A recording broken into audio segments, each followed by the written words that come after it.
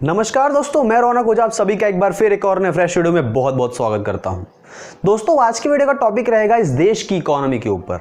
इस देश की इकोनॉमी पे मैं पहले से ही एक वीडियो बना चुका हूं, लेकिन आज इस वीडियो में मैं इकोनॉमी के बारे में इसलिए बात करने वाला हूं क्योंकि फिलहाल लॉकडाउन का माहौल चल रहा है और लॉकडाउन के बाद इस देश की इकोनॉमी की वो हाल होने वाली है जो सोच कर ही मुझे बहुत डर लगता है।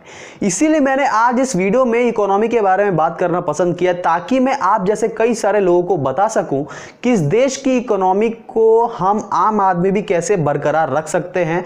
और मैंने इस वीडियो में एक शॉर्ट में एक छोटा सा ओवरव्यू दिया इकोनॉमी रिलेटेड, ताकि आप जैसे लोगों को मैं समझा सकूं कि आप कौन से तरह से आप इस देश की इकोनॉमी को कंट्रीब्यूट कर सकते हैं। वैसे अगर मैं इकोनॉमी के बारे में बात करने जाऊं तो घंटों लग जाएंगे, क्योंकि हर एक सेक्टर का इस देश की इकोनॉमी को बनाए रखने में एक अहम ही रोल है। अगर इस सबके बारे में मैं बात करने लग गया तो शायद घंटों लग जाएंगे और वीडियो बहुत ज्यादा लंबी हो जाएगी। इसलिए मैंने एक शॉर्ट में छोटा सा वीडियो बनाया है। तो चलिए बिना समय दोस्तों इस वीडियो की शुरुआत करते हैं। अब इस वीडियो को शुरुआत में मैं आपको इकोनॉमी के एक छोटे से फंडामेंटल के बारे में समझाऊंगा, जो होगा कंजम्पशन।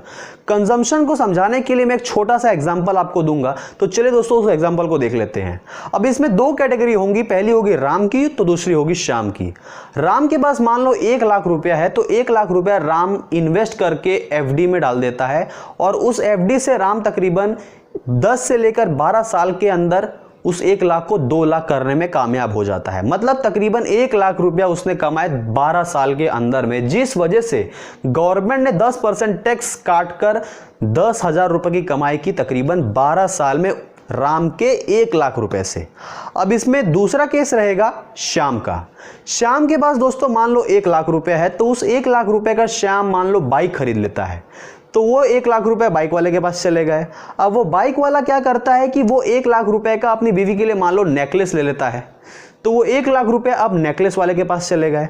अब वो नेकलेस वाला क्या करता है कि वो 1 लाख रुपए का अपने बेटे के लिए मान लो आईफोन ले लेता है। तो वो 1 लाख रुपए अब आईफोन वाले के पास चले गए। अब वो आईफोन वाला क्या करता है कि वो 1 लाख रुपए का अपनी माँ के लिए बनारसी साड़ी ले लेता है। तो वो 1 लाख रुपए अब मान लो साड़ी वाले के पास चले गए। अब वो साड़ी वाला 1 लाख रुपए का अपने घर के लिए मस्त एक आलीशान टीवी ले लेता है। तो 1 लाख रुपया मान लो टीवी वाले के पास चले गए। अब आपने ये चीज गौर कर ली। अब इसमें मैं आपको बताऊं कि 1 लाख रुपया जो श्याम के पास था वो मार्केट में 5 गुना सर्कुलेट हुआ, जिस वजह से उस 1 लाख रुपए ने 5 लाख रुपए का काम किया। और इसमें मैं अगर टैक्स कलेक्शन के बारे में बात करूं तो किसी चीज पर 10% का टैक्स है, तो किसी चीज पर 20%, किसी चीज पर 30%, 40% का टैक्स है।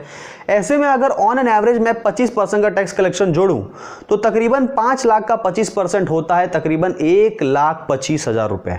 मतलब इस 1,25,000 रुपए की कमाई हमने कर ली सिर्फ 1 लाख रुपए की बदौलत। मतलब जो श्याम के पास 1 लाख रुपए था उसने मार्केट में 5 बार सर्कुलेशन की, जिस वजह से उस 1 लाख रुपए की कीमत हो गई 5 लाख रुपए और उस 5 लाख से गवर्नमेंट ने कमाई की 1.25 लाख रुपए की। लेकिन point to be noted over here is उस 1 लाख रुपए को सर्कुलेट होने में 10 से लेकर 12 साल नहीं लगे जो राम के पैसे को लगे, और राम के पैसे 12 साल रुकने के बाद 10,000 रुपए का टैक्स कलेक्शन गवर्नमेंट को देते हैं। तो श्याम के पैसे हार्डली 1 दिन में सर्कुलेट होने के बाद इस देश को तकरीबन 1.25 लाख रुपए का टैक्स कलेक्शन करके दे देते हैं। अब आप ये समझ लो जो श्याम का पैसा है वो अगर 10-12 साल तक सर्कुलेट हो गया तो तकरीबन ये 1 से लेकर 10,000 करोड़ रुपए तक टैक्स कलेक्शन करके दे सकता है। तो यही होता है कि इस देश के कंजम्पशन इस देश की इकोनॉमी का बहुत बड़ा पावर है। अगर इस देश का कंजम्पशन बढ़ता गया तो इस देश की इकोनॉमी को किसी का बाप नहीं हिला सकता। और इसमें इंडिया के पास बहुत ही बड़ा मार्केट है, क्योंकि यहां पर तकरीबन 125 करोड़ से ज्यादा लोगों की आबादी है। ऐसे में होता क्या है कि इसीलिए आरबीआई हमेशा रेपो रेट कम करती रहती है, ज्यादा करती रहती है, जिस वजह से लोगों में कर्ज लेने की क्षमता बनी रहे, ताकि बाकी सारे सेक्टर्स भी अच्छे से परफॉर्म कर सकें। और इसी का कारण है कि दोस्तों जापान में लैंडिंग रेट ऑफ इंटरेस्ट को नेगेटिव कर दिया गया, जो कि मैंने हमारे पिछले वीडियो में बताई थी आपको। और उस नेगेटिव रेट ऑफ इंटरेस्ट करने का यह कारण हुआ कि जापान में सर्कुलेशन बहुत ज्यादा हो गई मनी की, जिस वजह से जापान आज $5.5 ट्रिलियन की इकोनॉमी बन चुका है। और इसमें दूसरा टॉपिक के बारे में बात करूंगा, वो होगा इनफ्लो एंड आउटफ्लो। इसमें होता क्या है कि इस देश में इनफ्लो बढ़ना चाहिए। इनफ्लो जैसे इसको एग्जांपल मैं आपको बताता हूं।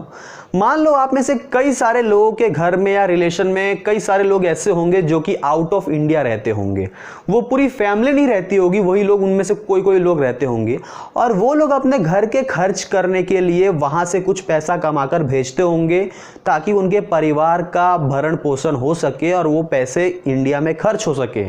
तो ऐसे में होता क्या है कि मान लो कोई इंसान गया अमेरिका, वहां से 1 लाख रुपए कमाकर 50,000 रुपया मान लो इधर भेजता है, तो इंडिया में इनफ्लो बढ़ा क्योंकि अमेरिका से कमाई हुई धनराशि खर्च हो रही है इंडिया में। मतलब इंडिया में डबल फायदा हुआ, पहला इनफ्लो बढ़ा, दूसरा इंडिया में कंजम्पशन बढ़ा क्योंकि खर्च पैसे इधर ही हो रहे हैं। और इसी का कारण है कि इंडिया में एफडीआई निवेश को बहुत ज़्यादा बढ़ावा दिया जाता है ताकि फॉरेन कंपनियां इंडिया में इन्वेस्ट कर सकें। और अगर मैं इंडिया के एफडीआई स्टॉक के बारे में बात करूं तो इंडिया के पास तकरीबन $4.5 बिलियन का एफडीआई स्टॉक पड़ा हुआ है, तो वहीं अमेरिका के पास तकरीबन $4 ट्रिलियन का एफडीआई स्टॉक पड़ा हुआ है। मतलब आप समझ जाओ कि एफडीआई स्टॉक ने किसको किस पोजीशन पर पहुंचा दिया है। अब इसमें होता क्या है कि इंडिया बहुत बड़ा मार्केट है पूरी दुनिया के लिए, क्योंकि इंडिया में कंजम्पशन बहुत ज़्यादा है जो इंडिया के लिए बहुत बड़ा एडवांटेज है। लेकिन इंडिया के लिए बहुत बड़ा डिसएडवांटेज क्या है कि ये आज तक मैन्युफैक्चरिंग हब नहीं बन पाया।